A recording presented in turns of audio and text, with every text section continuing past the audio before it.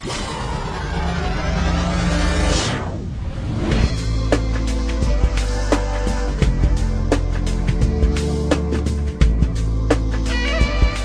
días, un gusto estar acá.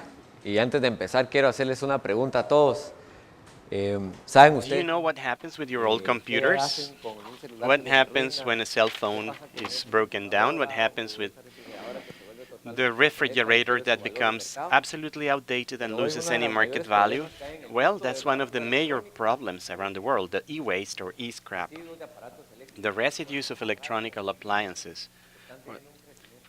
They are having exponential growth, and this is affecting not just our health, but the environment that we live in. And why do we have this problem? Well, several factors, but the three major ones are obsolescence. We are manufacturing equipment for shorter useful lives. We even hear that companies are programming obsolescence from the very moment they design the equipment. Most of the pieces of equipment contain chips that tell the equipment to block the printer after a number of printouts, and after a number of years to block the TV. And there is greater growth, greater consumption, technologies keep advancing, and the drivers of consumer behavior are changing. Everybody wants to have the latest appliance, and that means that equipment in perfectly good conditions are discarded because we want a new one. There are other two major problems: inadequate disposal and growth and consumption. There are not good options for companies or individuals to get rid of their equipment, so these pieces of equipment are simply sent to the landfill or to the garbage dump. They are not recycled. And all the toxic components of equipment such as lead, cadmium, barium, which pollute not just the environment but also human health, remain there. In order for me to give you an idea of what is happening worldwide, it is believed that 20 to 50 million tons of electronic equipment are disposed of every year, and only 11% of those are actually recycled. By way of example, in the United States in 2007, 29 million TV sets were thrown to the garbage, 200 million computers, 140 million cell phones, and only between 10 and 18% of these items was recycled. For you to have an idea of what happens in Central America, well, in our region, we are avid technology consumers as elsewhere, and that means that we need that by force we are discarding a number of items. According to estimates back in 2005, our region was disposing of 90,000 tons of e-waste. Costa Rica, Guatemala, and Honduras had the highest rates.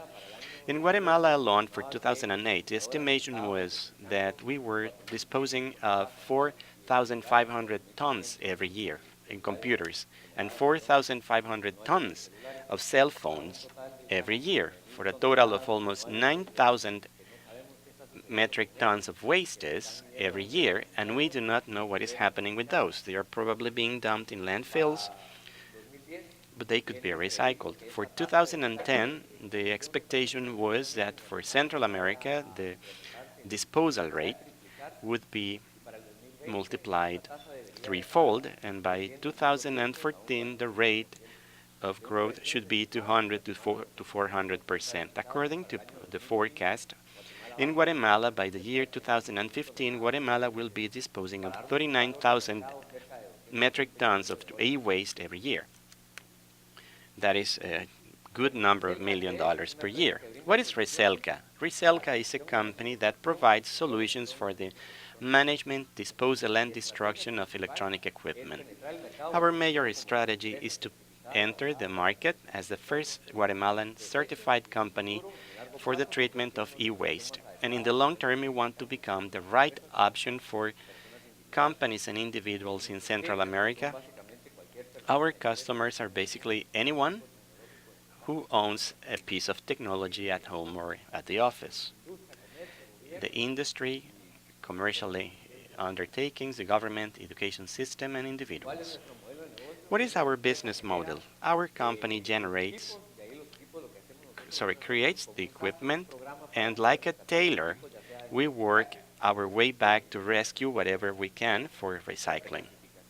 So we do a reception pre-sorting, that is to help us determine whether the equipment has a market value, or if it is only waste, we destroy the waste, we prepare it and ship it abroad. How do we make money? In several ways, but the three major ways is the sale of the commodities that we obtained from disassembling the equipment, and the sale of used equipment, plus the value that we may add, for example, in disassembling huge amounts of waste. What our company is the opposite of what a mining company would do. We do the extraction of precious minerals contained in computer equipment, such as gold. By way of example, we can obtain more gold from a ton of e-waste than what you would obtain from 17 tons of of pit mining.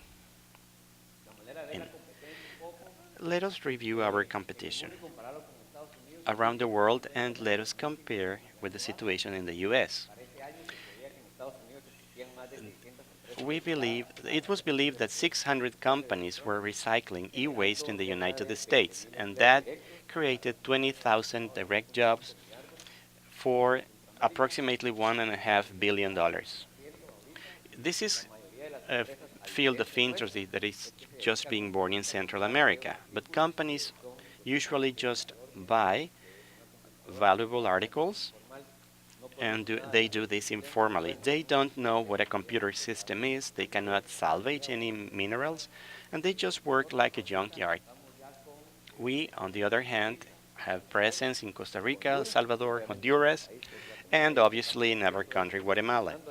What we do is that we are merging our companies so that we will be able to complete the circle and sell all the services that have to do with e-waste recycling and meet the demand that companies may have in this field. On the basis of the year 2005, we estimate that the size of the market was 200 million for Costa Rica, El Salvador, Honduras, and Guatemala was 100 million.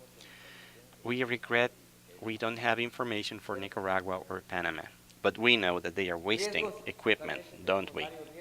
As to risks, we have several. We have identified two important risk families. One is the market. Companies and final users do not know Recelca as a company that does this kind of business. This is something that's very likely. We know that people don't know us, and the idea is for us to launch an institutional marketing campaign that will position us as the authorized company to deal with e-waste. And two, in our countries, for example, Guatemala, people do not recycle. And in truth, it is very difficult to reach the final user. Maybe a company would be interested in obtaining in working with us because we are certified nationally and internationally. We can issue, for example, ISO compliant certificates, and companies might be interested in working with us for the sake of their own marketing. To counter this problem, we are negotiating to create two large collection centers in Walmart stores in Guatemala, and the two major ones, for us to collect wastes, and also we want to provide incentives for people to send us their material. Not just the environmental incentive, but we want to tell people that if they give us the equipment, we will be processing it the right way, and some proceeds will go to a charity. The second risk family that we believe will be of importance is that our team does not have good managers in place. Everything falls onto me. I am the everythingologist, as we call it. And our idea is to find the people who will play specific roles for the company to move on, to carry on. This is the financial metrics. Our income, as of 2011, we had $134,000, and expenses were 20%. We are processing 52 metric tons. We have 7 employees, and we are saving approximately 5,700 tons of water in our processing of wastes. Our financial projections consider growth, and we believe we will continue to grow and to grow faster as we handle larger volumes. We are working with 52 tons, but we are capable of managing more. Our capital structure is based on debt, 80%, and equity, 20%, with a capital cost of 12%, and we believe we can pay back this debt in 2.5 years. Our business requires liquid money to buy the raw material, and that is what we want. Our growth plan includes consolidating our brand throughout Central America and be able to tap a percentage of the 90,000 metric tons of waste that are being generated. We have alliances with different companies throughout Central America, and the idea is to negotiate so that we can buy waste and recycle it under our own brand to do the recycling locally. We need to consider the fact that most countries in Central America and most countries around the world actually have signed the Basel Treaty that forces companies or users to dispose of their electronic equipment in the appropriate way without sending them abroad. The problem is that our companies do not have such institutions in place, and we need to rely on the infrastructure existing in other countries around the world. Our idea is to create the industry as demanded by the Basel's Agreement so that we will be recycling our e-waste and will be extracting precious minerals from those components. What do we need? $100,000. $65,000 of those would be used in the working capital, and $35,000 would be used for equipment we would use to package the commodities for us to take advantage of container space when exporting the materials. But we also want someone who will give us guidance to open the market and develop it in the region. Basically, this is what we are doing. We do not have the knowledge about how to manage this company. We have a commercial partner in the United States, TBS Industries. They are helping us, and they have given us the know-how to manage the operation, but we still need someone who will help us manage the business and open the market up. And this is the end of my presentation.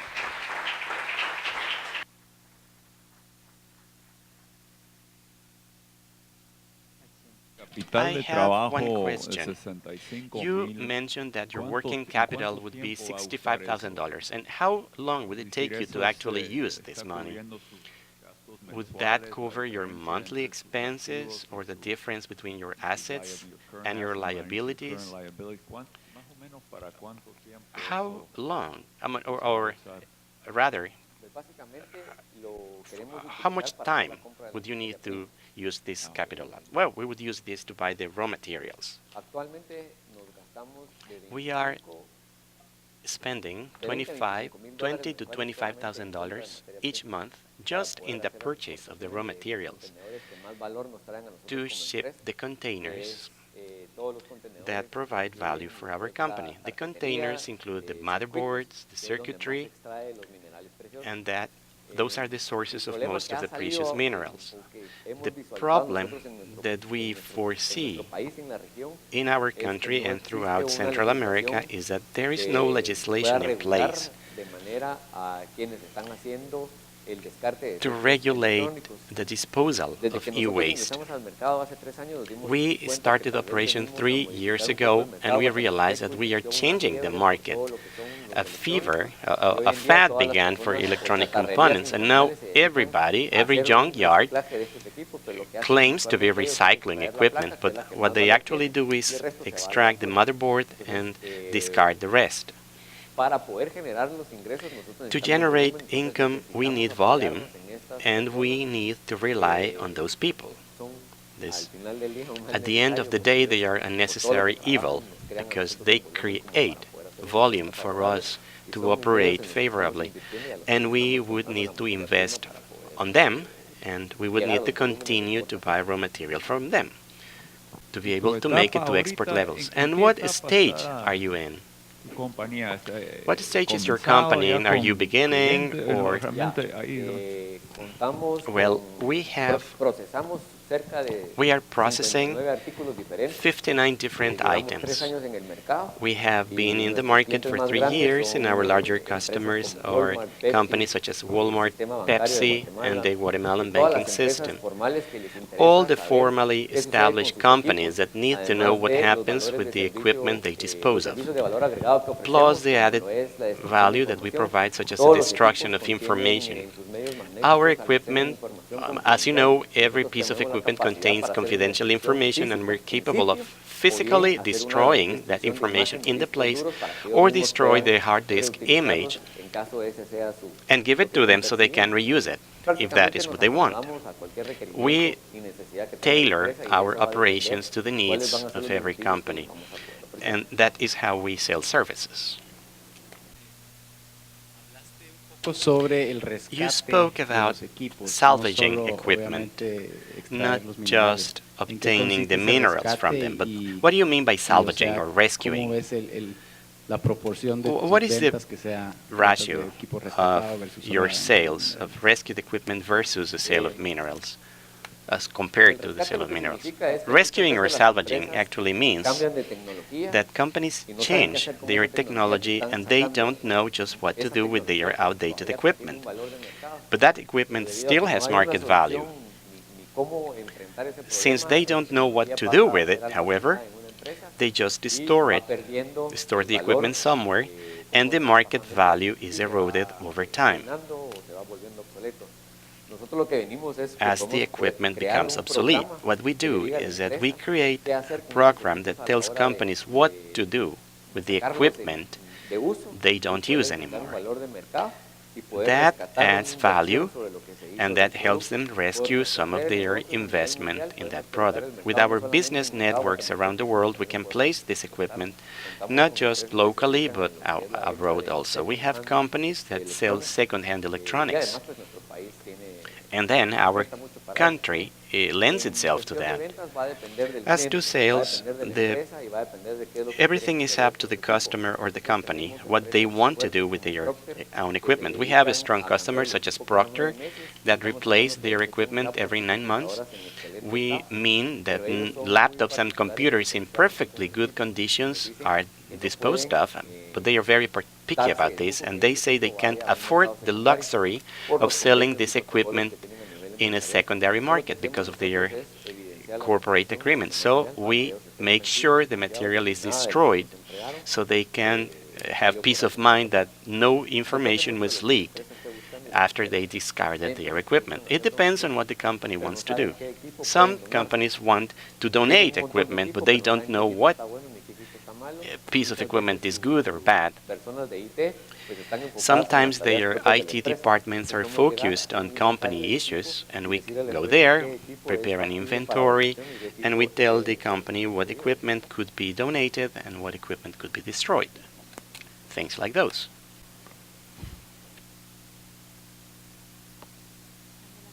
Con Agora Partnerships. Daniela Hamikin, ¿Qué tan Agora factible es trabajar Partnerships. con el gobierno How feasible para que is te it ayude to a work crear with esta the cultura de government reciclaje a través de to programas que pueden tener sobre help la you create this sustentabilidad recycling culture o para and its effects on sustainability, realmente tener mayor presencia or en to have Guatemala? greater presence Fue in uno de los Guatemala? retos, ¿no? This is one of the O sea, que mucha challenges, gente no right? sabe que existe Many este people servicio don't even know that such a y sí service puede existir un exists. tipo de incentivos And I que was puedan wondering if if an no solo incentive could be el created, gobierno, pero a nivel not de just medios by de the comunicación, government, por but ejemplo, perhaps hay in the ese tipo de media, partnership que podría you could ayudarle create some con la estrategia. partnership to help you with this strategy. Well, indeed, we work very closely with the Environment Ministry. We have an excellent relationship with them. We have helped them inform the people about what they can do with their electronic equipment and why they shouldn't just dump it to a landfill. They have supported us pretty much, actually, and they know about our operations. They are familiar with what we do. We work hand in hand with institutions such as the Center for Cleaner Production in Guatemala, which is the agency that works with corporate social responsibility in Guatemala. They are our allies. They tell companies what can be done with their equipment and how we can provide solutions if they want to dispose of their equipment. As to relationships with the government, what the government does with its equipment is somewhat more complex, because everything that the government buys is a common good, and you need a lot of red tape to destroy a common good. They still don't realize, sometimes they just don't want to do all that paperwork, but the idea is that in the future we might become an unit that can help companies manage their discarded equipment. And the media would be interested because this is news. Maybe you can elaborate on your alliance with TBS Industries, who they are, how they help you, etc. When this idea occurred to me about a company that would do recycling, I didn't know exactly how to do it. I had a list of approximately 100 companies in the United States. One answered, TBS. And they provide me with the know-how. They have been in this market for 30 years. They provide every electronic equipment management service possible. They provide not just financial support, but support to develop our services in Guatemala. What they are is like brokers. Because of the problems with legislation and international protocols and the like, we cannot export e-waste to the United States because they haven't signed this agreement. We would break the law if we sent the e-waste back to the United States. We need to export to countries that are already signatories of this convention. TBS has a number of companies around the world that have the machinery to do the real processing. They give us support for us to know who needs the material we have, and they help us manage sales. One of the advantages for us in working with them is that as part of their industrial group, they have two refining companies, one in the United States and the other one is in Germany, and this is among the largest worldwide. So commodity contracts include us. Their commodity contracts include us in the negotiations, and this is very good for us considering the low volume that we can actually create for them. Okay, thank you very much. That was